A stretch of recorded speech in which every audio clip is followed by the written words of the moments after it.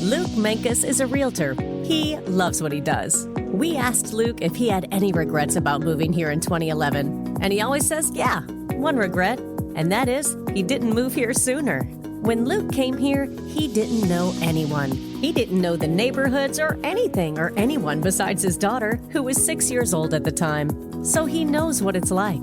Now, he's an expert and has helped well over 100 single people, couples, families, and investors with their real estate needs in the Okanagan. If you're new to our beautiful city, Luke can help you get connected with great lawyers, dentists, carpenters, landscapers, swimming pool installers, you name it. And whether you're new to Kelowna or not, Luke knows real estate. He can help you find a great property, negotiate a good deal, and hold your hand all the way through the process until the day you get your shiny new set of keys. Luke is known as a no-pressure kind of guy. He's had clients where it took even a year or more to get them into a property. He just doesn't believe in rushing things. On the other hand, when you decide it's time to act, he's diligent and he'll work day and night until the job is done.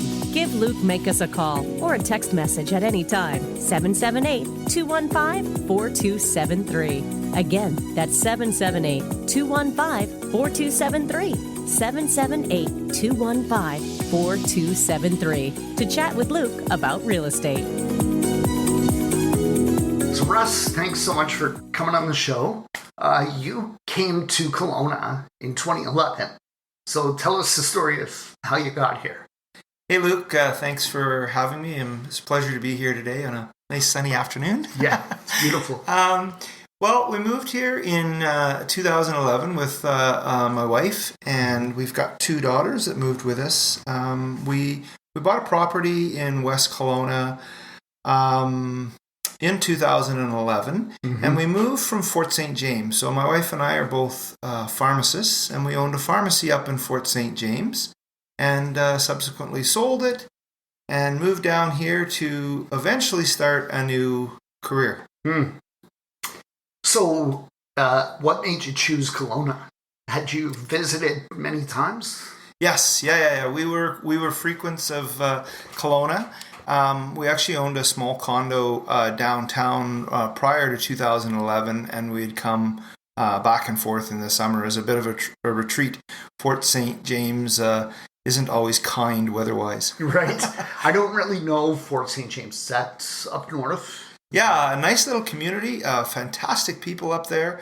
It's about an hour and a half outside of Prince George, a little bit west, a bit north. How many people live there? About in town, about 1,200 people. The community itself is maybe 5,000-ish. Wow. Yeah. So, did you grow up there? Is No. that where you're from? No. I actually grew up on a farm out in Manitoba. Oh, wow. Yeah. So how did you get from Manitoba to Fort St. James? Well, my mom was born in Chilliwack, and I was actually born in Vancouver. When I was 7 years old, we moved out to the prairies, and my dad set up a farming operation out there. That's where he grew up. Farmed there till I headed off to university when I was, 17, 18 years old. And then from there, travel a little bit, and my parents moved out to Chilliwack, so I moved back, and that was in 94, and it's been BC ever since. Right. Cool. So you learned farming from your dad, and now is it correct to say that you have an apple orchard? Yes, yeah. The property that we bought in 2000, or moved to in 2011, has or had an orchard on it, and that sort of got me going in orcharding. When we bought it, it was leased out.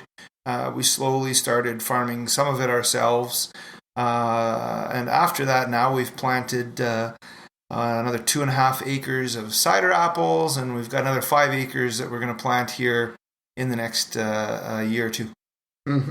Excellent. So, what gave you the idea to get into farming again?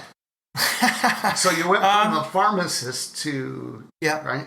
Well, when I was growing up as a kid, you don't sort of respect what you have when you're a kid. Right. I know my dad was always hoping that we would always be part of farm, and this would be our family farm and everything. But that wasn't my direction when I was a kid. Mm-hmm. As I grew up and became an adult, I really started looking back at what that farming life had to offer me.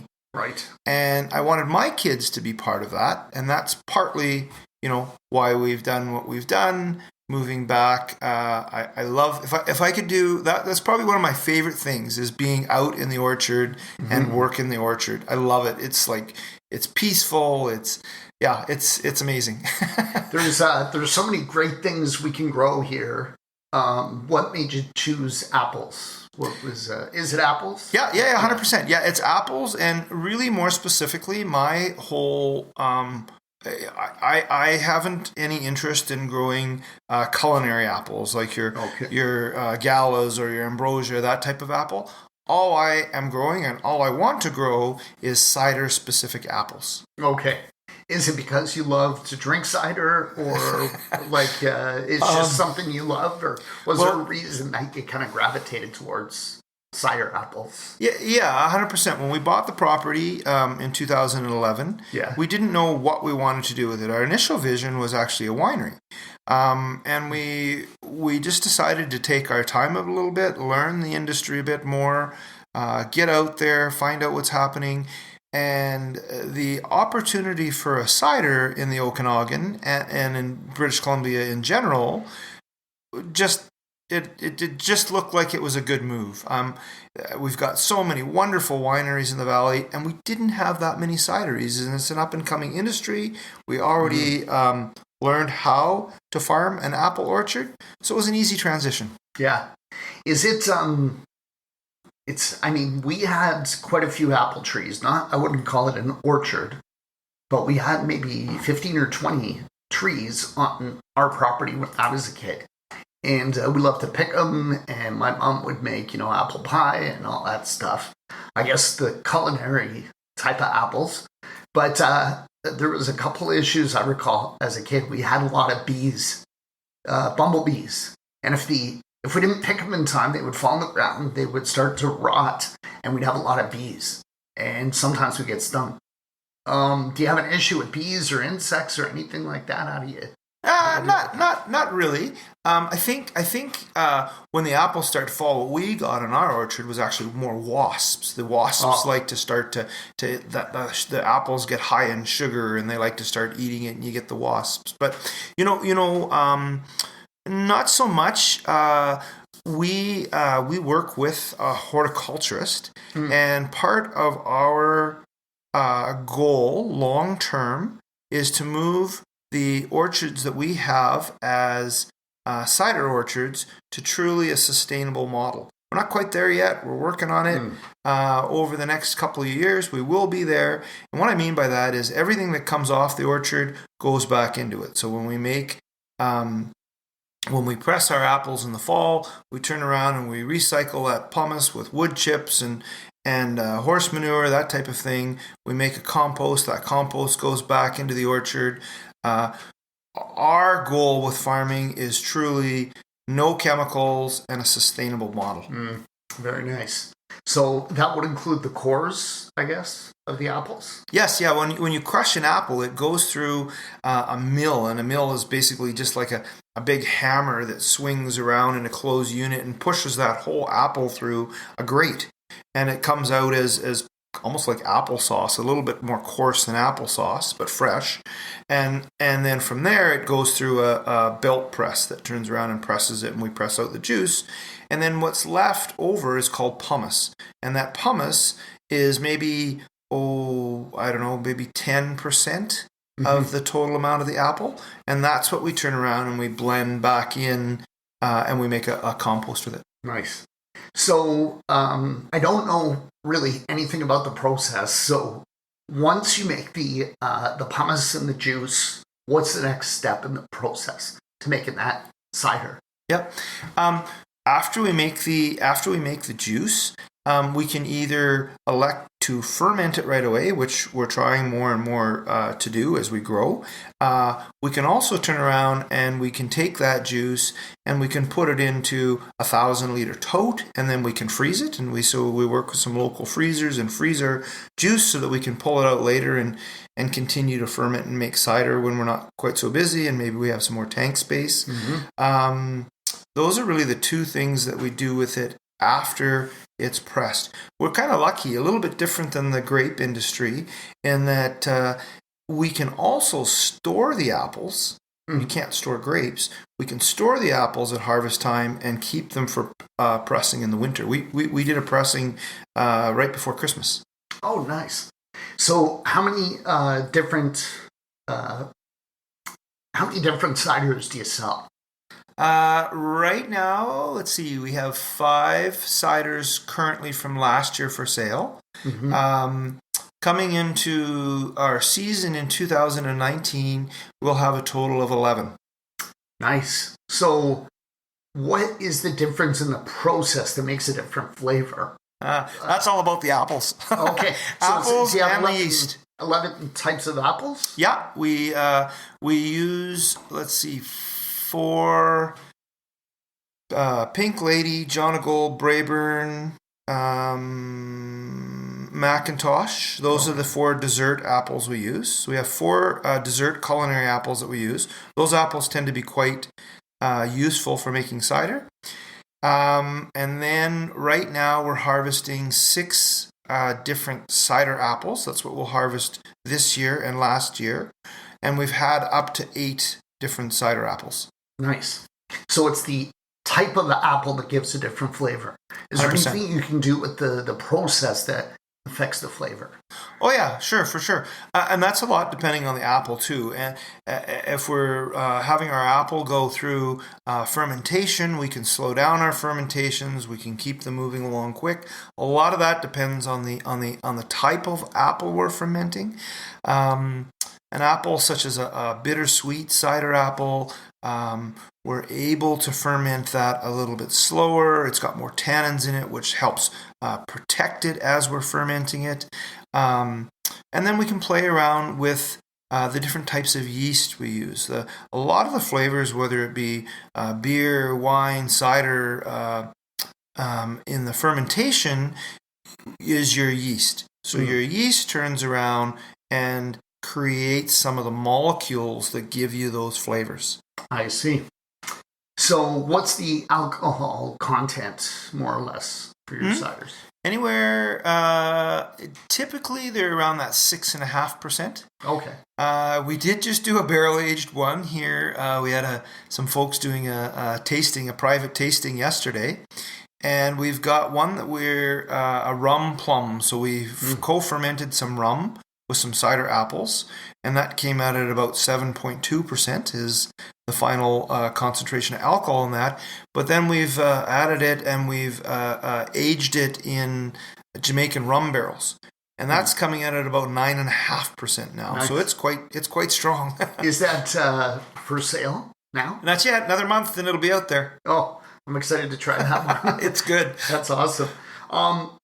So when I was a kid, we used to have apple juice and apple cider. The apple cider, of course, was not alcoholic. So what's the difference between juice cider and alcoholic cider? Sure. Well, apple juice is simply that, just the juice from apples. Typically, you wouldn't add any sugar to it. Apple cider, as not hard or alcoholic cider, is non-fermented, and it's typically, people will add some sort of a spice to it. They might add a bit more sugar to it and condition it from the apple juice. So apple cider is really just apple juice with something added to it in terms of spices or that type of thing. Now, what we call cider now and what North America is really calling cider is a hard cider or a cider with alcohol in it. Okay. And that's as a result of the fermentation. So when we ferment the apple juice, we're fermenting it from whatever its sugar load is down to dry. And so when we're done fermenting it, typically there's no sugar left and then we will back sweeten it or do whatever we need to do to blend it and process it and make it into our cider. Right. Sometimes add some flavoring. Yes. Like the rum. Yeah, like the rum. Like the rum is getting its flavor from the apples that we used. Mm-hmm. It's getting its flavor from being co-fermented together with some plum skins. Right. It's getting back flavoring with some plum that we pressed and took the juice out of in the fall, and then we concentrated and we'll add it back in. Mm-hmm. And then it's also getting its flavor from those barrels. I see. So do you grow the plums? No, we don't grow the plums. So you bring those in. Yeah, everything that we bring in is it's either from the Okanagan Valley. All of our apples come from Kelowna through to West Kelowna. Mm-hmm. Some of our soft fruits like apricots and peaches and plums, that type of thing, will come from the southern Okanagan. Mm-hmm. And then any type of berries like a blackberry or a raspberry will come from the Fraser Valley, and we're doing a little bit this year with a berry called haskap, and that's coming from the Salmon Arm area. What's haskap? Haskap is a cool berry. It's kind of a dark purple color, and it's originally it was a Russian berry. It's kind of oblong, like almost like a long pencil eraser kind of thing, about in size, and it's a cross in flavor between a raspberry and a blueberry. That's probably the best way I can describe it. It's killer. It's an amazing berry. That sounds awesome. Yeah. What about carbonation? Does that occur naturally? Because I've had a bunch of different ciders, and some are a little smoother and some are very strongly carbonated. Yep. Is that something you add after the fact? 100%. That happens. There's different ways we can do that. The most common way, and the way that we do it right now, is what they call forced carbonation. So what you're doing is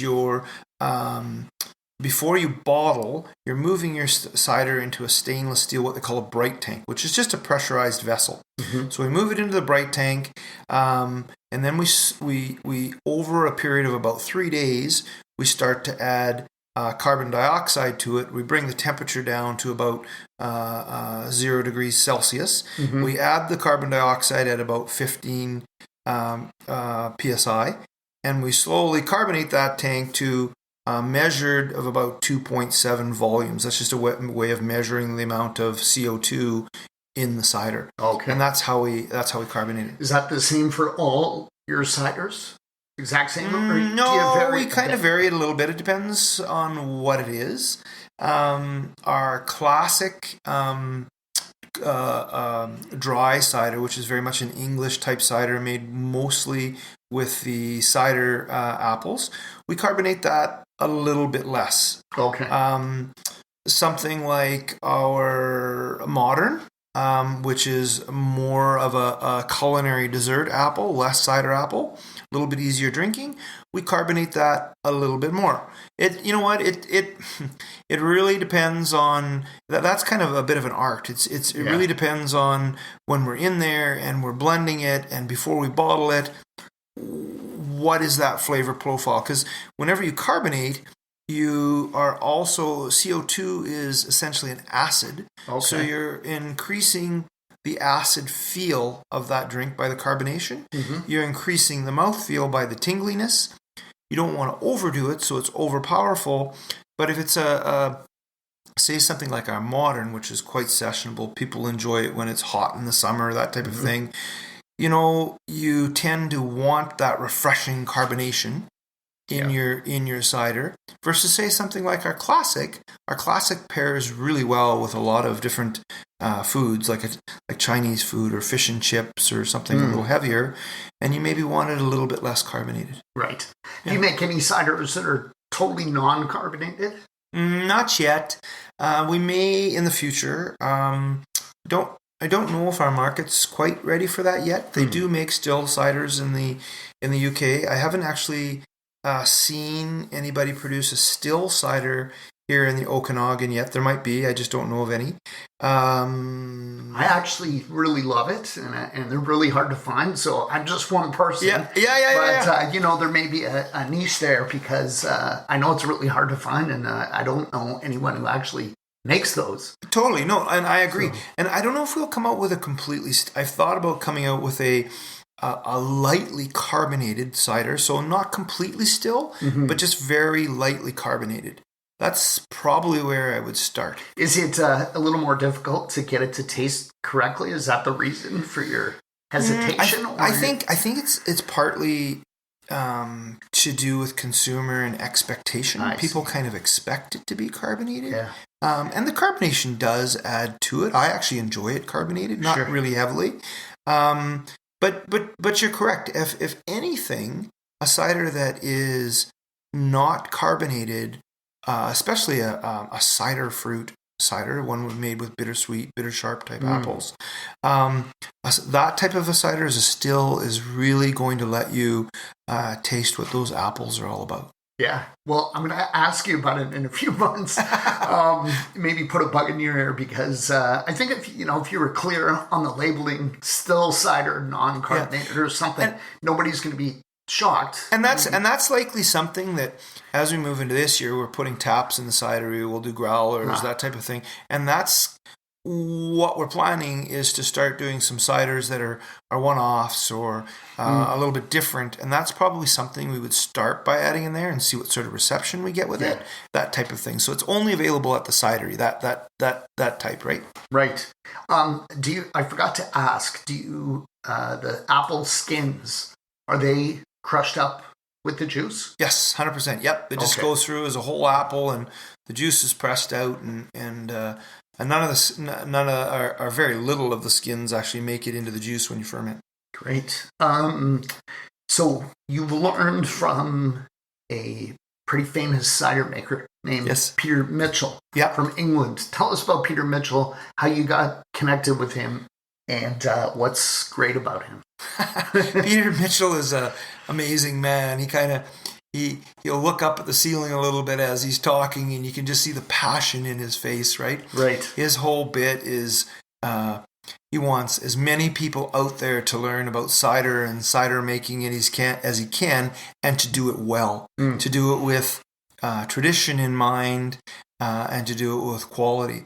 So Peter Mitchell owns a small cidery of his own in Somerset in England, and he branched out a number of years ago and started teaching courses. I think he's taught in the UK for quite a while, and maybe 6 years ago, something like that, he started teaching a course in North America. It started off pretty small, and now we just looked the other day. Our assistant cider maker is actually going to take that course this March. Nice. Adam's going to take that course, and he had 3 locations to choose from. So he could have taken in Oregon, Washington, or in Toronto.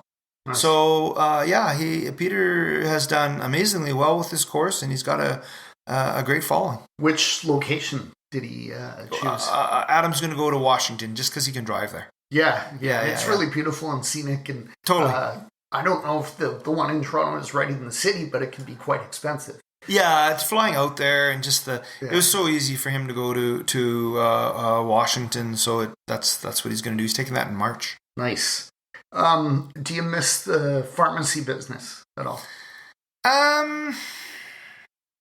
Short answer, no.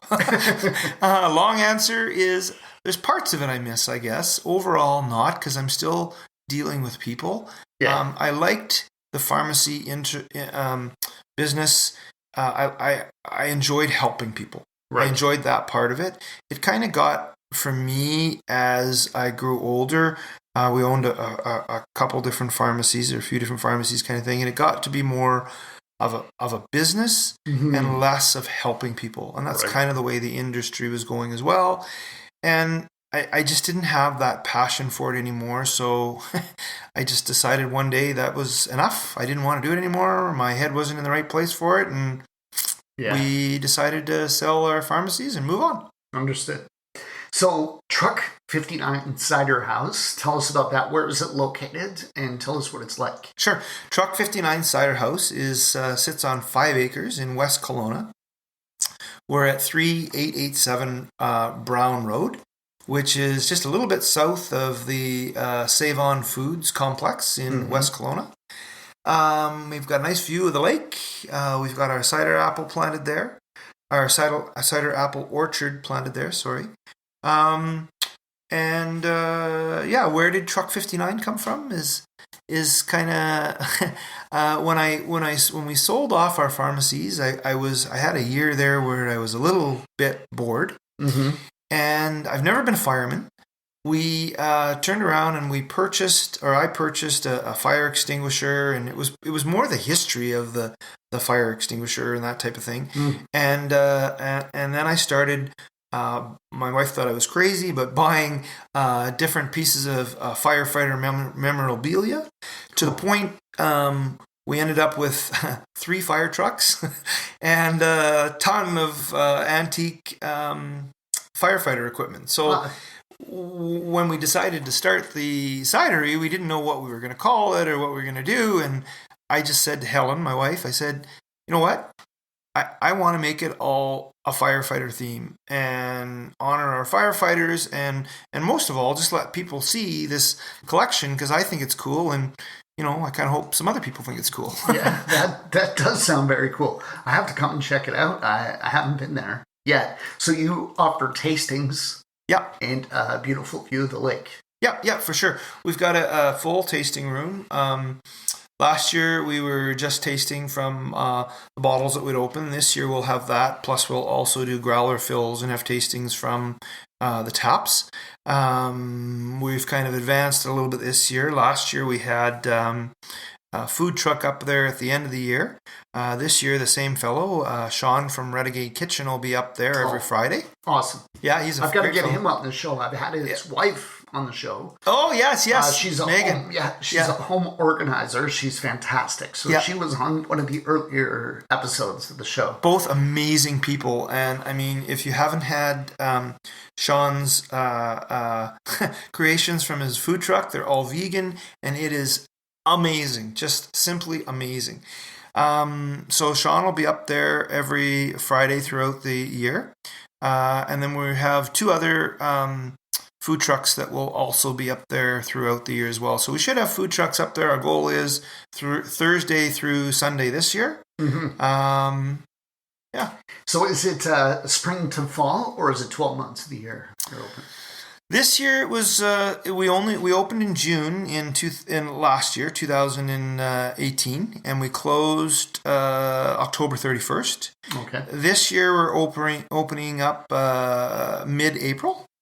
And we will close, we're not sure yet. We'll close sort of the full-time hours come October.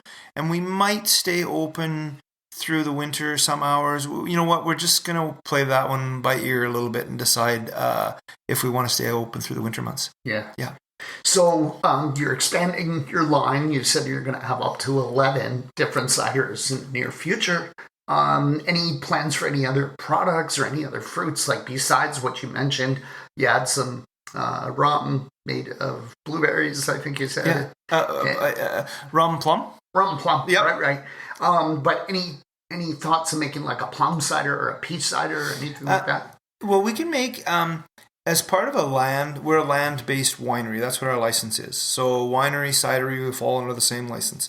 As part of that license, we're only allowed to add, we have to ferment pum. So pum means either apple or pear.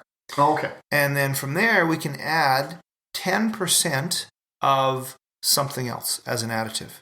Okay. So if you see a cidery that's land-based come out with, like, say, a peach cider, it's 90% at minimum apple or pear, and 10% of it could be peach. But yeah, 100%. We've got a cider that we're doing with peach, a cider that we're doing with apricot, haskap, raspberry, nice, hibiscus, lots of things on the go. Fantastic. Well, last question, Russ. Who would you like to nominate to come on the show? 100%. I'd like to nominate Colin from the Blue Saffron restaurant. Okay. Colin is an amazing chef. My wife and I love to go there. His green curry mussels are usually what we end up ordering. It's on the menu as an appetizer. Great. And we usually order 2 or 3 of those, and that's all we have because they're just amazing. His burger is to die for. And he's kind of like this, almost a little bit of a hidden secret. His food is outstanding, and he's a fantastic guy. That's the first time I've heard of Blue Saffron. So really, yeah. Thanks for mentioning it. You have to go. He's amazing. That's why I love doing the show, because I get to meet people like yourself, and I always make you nominate someone at the end. So it's wonderful. I just love doing this. Cool. So I love to be on here. That was exciting. You can talk all day. Do you know Colin's last name? Oh, Colin, I'm not sure what it is. We'll figure it out. Blue Saffron, we can find it. Yeah. It'll. I'm sure it'll come to me in a minute. Rayner. Rayner. Colin Rayner. Is he one of those chefs that comes out and talks to the customers? Is that how you know him? Or is it connected to your business? Kind of. I got to know him through our business and got to know Blue Saffron through our business. Yeah. But then after that, my wife and I just really became customers. Nice. Just because we enjoy his food. Where is it? So he's with Bobby at Volcanic Hills. Okay. Yeah. Great. Yeah. So Karen and I will definitely check that out. And we're going to come and see you too as soon as you're open. Yep. Thank you. I forgot to mention, we have a, I don't know if the podcast will be out in time, but BC Cider Week is taking place the last week of April, first week of May. Mm-hmm. And Truck 59 is hosting the Okanagan Cider Festival. Perfect. We will definitely get this episode out before that happens so we can help promote it. Yeah, awesome. And Colin will be there. Awesome. Thanks again, Russ. Pleasure speaking with you today. Same here. Thank you very much. Okay. You've been listening to I Love Kelowna. We love where we live. And how can you not? With all the provincial parks, pine forests, vineyards, orchards, mountains. On each show, we have in-depth, intimate conversations with entrepreneurs, execs, thought leaders, and creatives, all that make up Kelowna. You can support the show so we can keep producing by going to paypal.me/Luke Minkus. And make sure to visit the official website at ilovekelowna.buzzsprout.com. We hope you've gotten some useful and practical information from the show. And we hope you had some fun along the way. We'll be back soon. Until then, this is I Love Kelowna signing off.